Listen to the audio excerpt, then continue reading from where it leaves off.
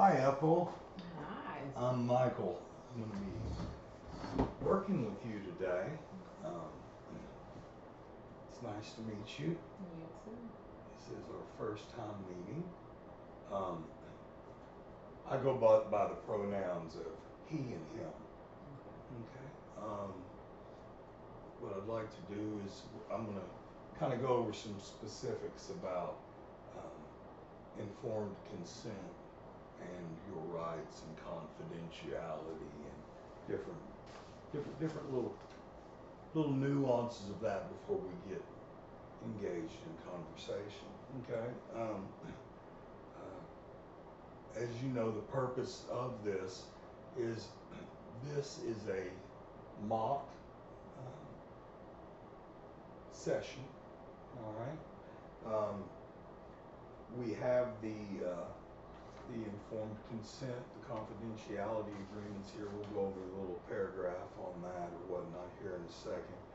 But you are aware that our professor and other students will be viewing this videotape, right? I think videotape's an old term. The Yes. recording. Okay. Recordings.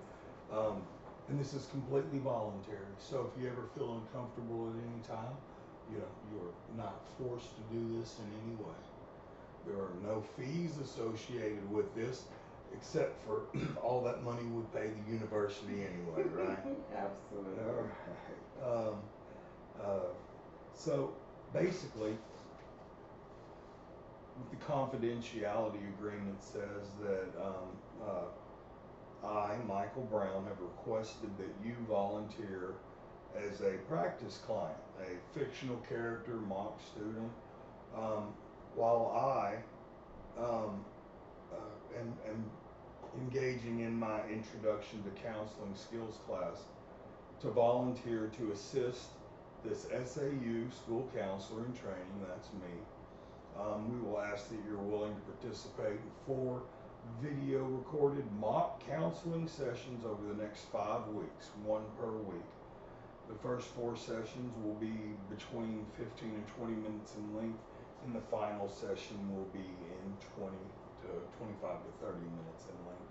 And you have a copy of that. Here after our session, feel free to read over that, and then both you and I will sign our own copies to upload with our recordings. Okay? Um, so, the purpose of this, we've kind of gone over that. We've gone over the confidentiality, and so now, I mean, on a getting, as far as you and I engaging in the session, Ethel, would you mind starting off telling me a little bit about yourself and why you're here? Okay. I'm here to volunteer for this mock session. Right. Um, I am a single mother. Okay. Haven't been to school in about 7, 8 years, and I'm trying to go back. The job I have now, I work in a youth group home with teenage children, girls right now, and all of them are in DCFS custody. So their struggles, their trauma, it's been a struggle trying to leave work life at work and not bring it home with me lately. I used to work for DCFS, so I'm very familiar with it. Um, Working there, I have chosen to go back to school to further help anyone in the future with counseling to help them better their lives. Great.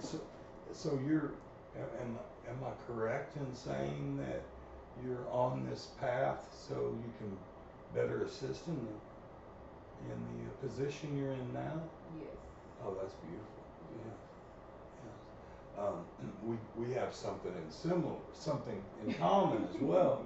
I also we are under contract and deal with DCFS clients here at Williamsburg. So very familiar with what you do, and it can be speaking from my own experience, it can be difficult leaving work at work and It's not a taking struggle. it. Yeah, yeah, yeah. You got to It's a watch that struggle. emotional fatigue and Yes, everything that goes along with that. it's a struggle. So, wonderful. I appreciate you introducing yourself.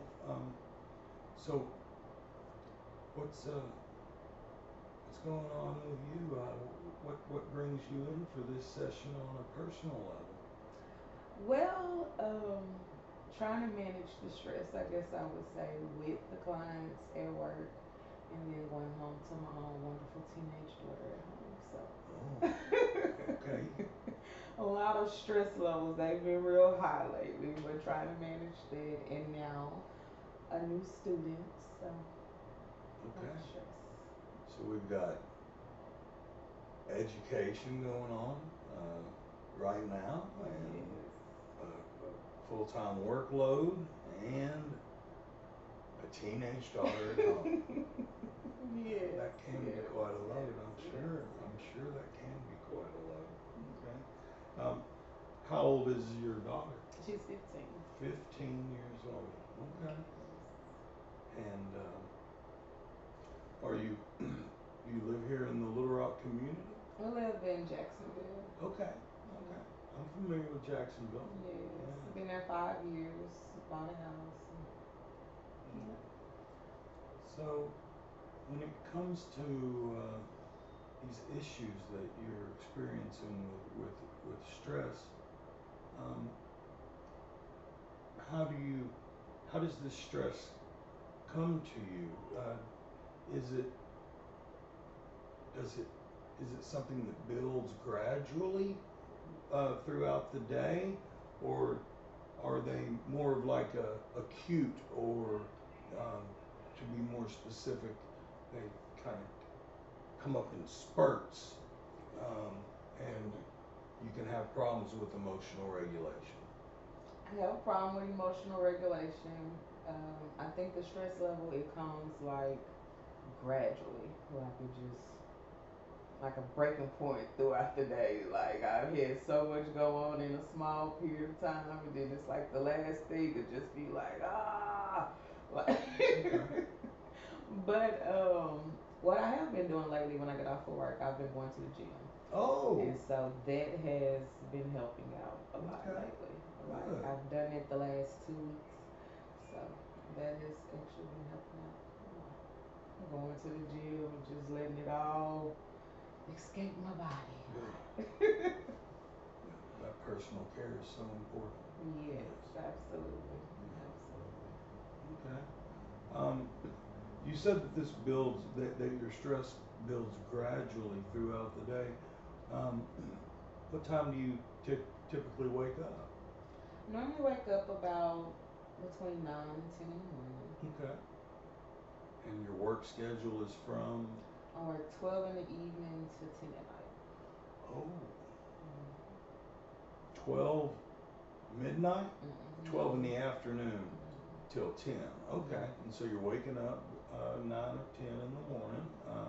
Sounds like you've got but you're giving yourself time to get ready for work. You're not waking up at 11:45 and getting to work. That's responsible. That's good.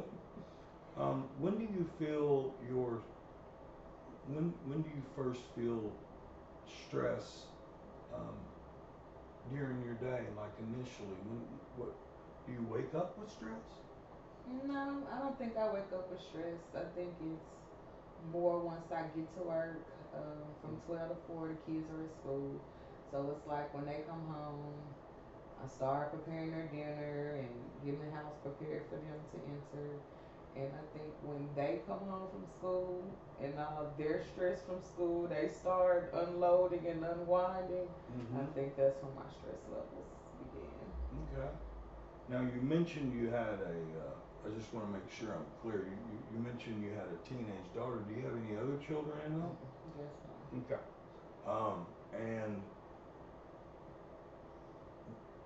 during work, just to make sure I'm crystal on this, what type of you feel that you are already bringing a level of stress with you um, home from work?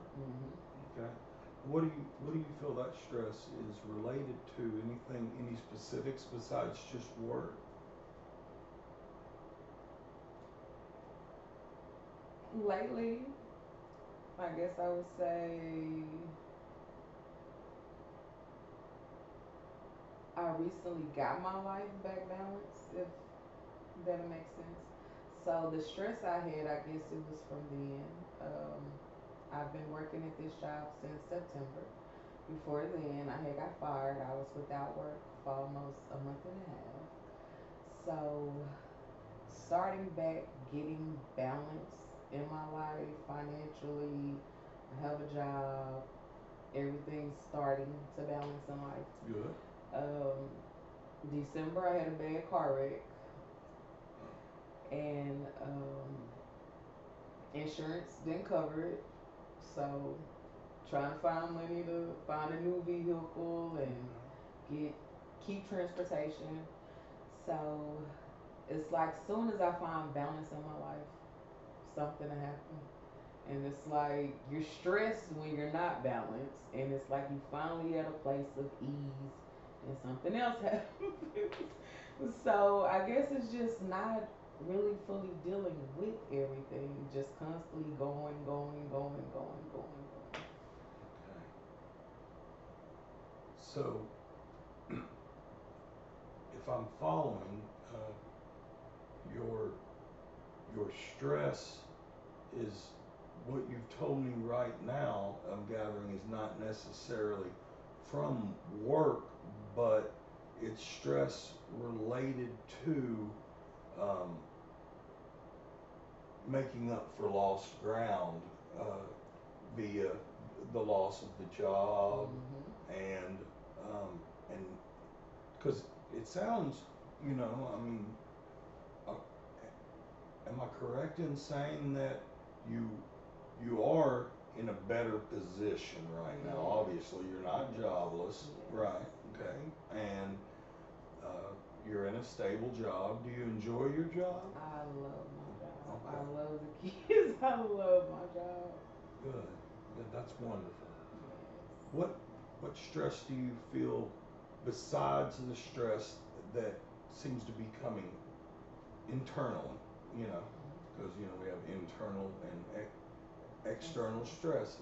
You Mm-hmm. know, so is the job causing you much external stress? Some days, I guess I would say, we are dealing with teenage girls, Sure. and they have their own, I'm not going to say problems, but their own trauma that they're still working through themselves. Yes, of course. So every day it's not a walk in the park. It's 12 girls in the house, 12 teenage girls in the house, and some days, they bicker, they fight, we have to break those fights up. So, yeah, I think it can be internal there also. Okay. Okay. So obviously, dealing with 12 young teenage girls Hmm. is not always going to be a walk in the park, no matter how much you love it. No.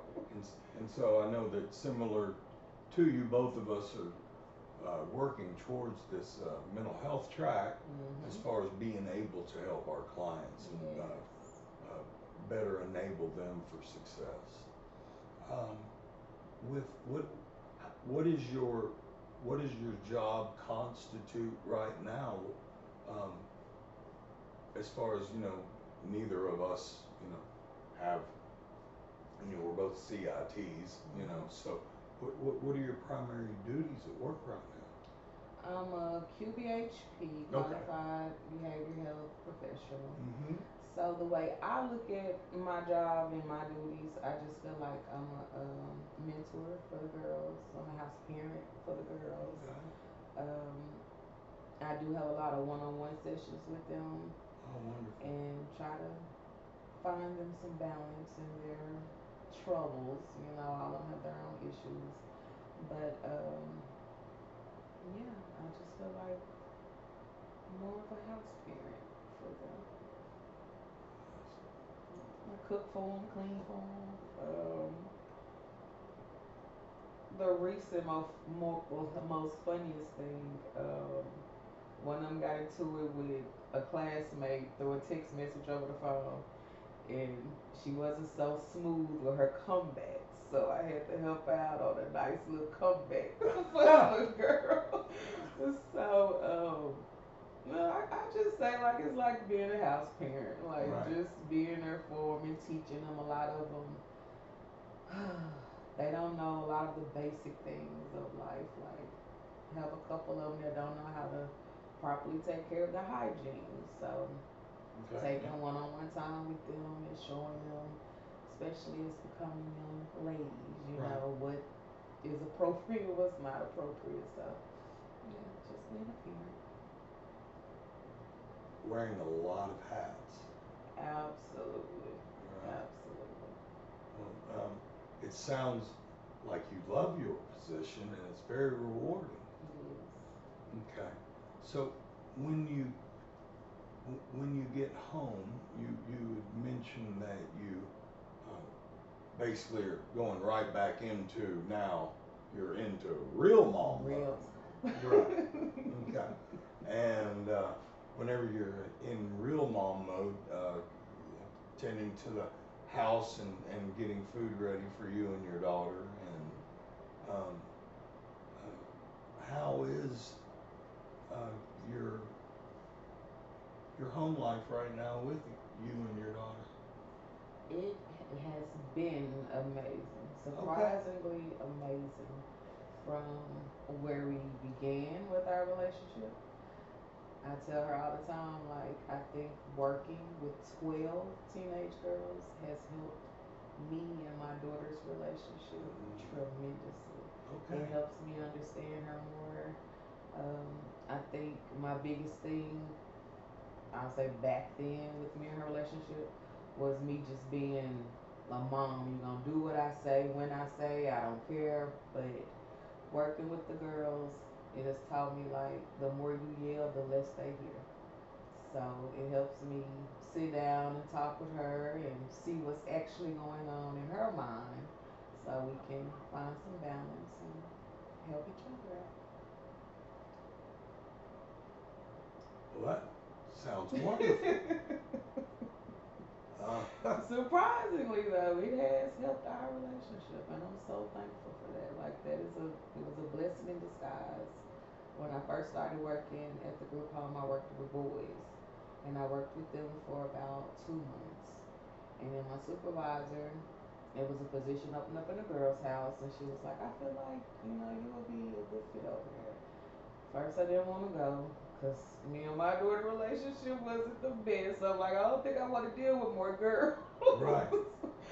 But got over there and it helped me understand my own child a whole lot more. So it was a blessing in disguise. No, yeah, so many blessings. Yes, yes, I think God has you right where He wants you. yes, yes. Um, so whenever thinking about everything that you've shared with me today, Ethel, it sounds um, like what we should perhaps focus on are your internal emotions and feelings regarded to what's happened here recently before the job and prior to you had mentioned both the stability can cause quite a bit of pressure and you've been dealing with the car situation, something happening over and over again. When it rains, it pours. I can't catch a break. But at the same time, it appears that you are getting some breaks, and that we have much to be grateful for. Absolutely. So, I'm, I really appreciate your honesty today. I'm very grateful for that and your vulnerability. What I'd like to see, perhaps in moving forward, is us focusing a little bit on the trauma that related to some of these past occurrences and dig into those as far as the emotional regulation goes, because um, what you've stated is it doesn't sound like you have any acute, you're not having acute episodes where you just, is that happening? Does that happen? Do you sometimes just, for lack of a better term, lose it, you know? I don't lose it in public Okay. or around my girls at the house. Well, with my daughter or the girls in the house. I have been finding myself lately riding. Like if I'm on my way to work, I'm not gonna say I'm screaming hysterically, but I'm releasing some stress on my way to work, and then when I get off my ride home, because I work off of Cumberland, so it's like a 35-minute drive to and from. So I find myself a lot listening to church music and Oh. crying and unwinding. And, yeah. Now, is this pattern of, um, you know, the way that you're relieving your stress as far as, doing this privately, is this happening both going to and coming back home? Yes. So you feel like you're waking up and experiencing a level of stress? Sometimes, waking up, I guess, thinking about everything, yeah. Okay. I don't show it. I guess that's a part of being a mom. I guess I don't know why, but I don't show a lot of my emotions to my daughter. Like she just thinks mom is a superhero. She know we've been through a lot lately, but she never see mom break down. Okay.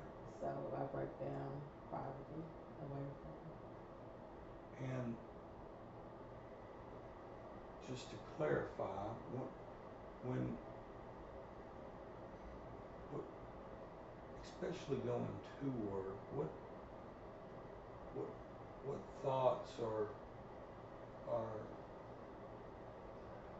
precipitating these emotions that you're having? Recently, I guess just the thought of just being free, if that makes sense. Okay. Being alive, with the wreck and everything. Like, just being thankful that my life has been spared. I have another day to start over. Just being thankful. So your stress is related to gratitude? Sometimes. Curious. Wow. Sometimes. This, I'm very interested to hear more about this personal journey that you have. Yeah. Okay. Um, how would you feel about, us continuing our sessions and delving a little bit deeper into these past feelings or these past experiences, probably a little bit of both, that seem to be affecting you in the present. Um, I,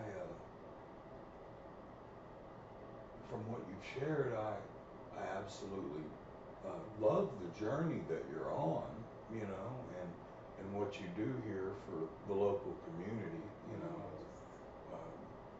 that's from us talking, one thing I really respect and admire about you is your commitment to helping these young ladies and progressing in your job and being able to not only function as a house mother but also a therapist and a counselor. So that's beautiful. But self-care is a big part of it. So I'm glad that you know, that we were able to get over this initial interview and consultation, orientation, or whatever you want qualified as. And um, you know, I was wondering if before we meet next week, if you would be willing to perhaps do some journaling for me and write down, you know, as they come uh, before you go to bed, and perhaps when you wake up in the morning, to write down some of these emotional stressors that you feel are waiting you, you know, because this seems to happen, if I'm correct, right from whenever you wake up, and then, you know, I don't know how harmonious your sleep is, or whatnot, but that's what I would love to start learning more about, is see what some of the root causes are. Would you be willing to do that for me? Absolutely. All right, wonderful. Do you have any questions No. for me? No. Okay. None that I can think of. So. All right. Well, I think that you know, I always say, you know, we only need three things to truly um, get substance from counseling. And people say, well, how do you do it? And I'll say, well, how is the answer? And that's to be honest, open-minded, and willing. And I want to tell you how much I appreciate your honesty and your open-mindedness and your willingness. So I look forward to seeing you again next week, and here shortly we can flip this role and and continue on our journey on this mental health track. All right. It's really been a pleasure getting to know you. And you too. All right. God bless. God bless you. All right.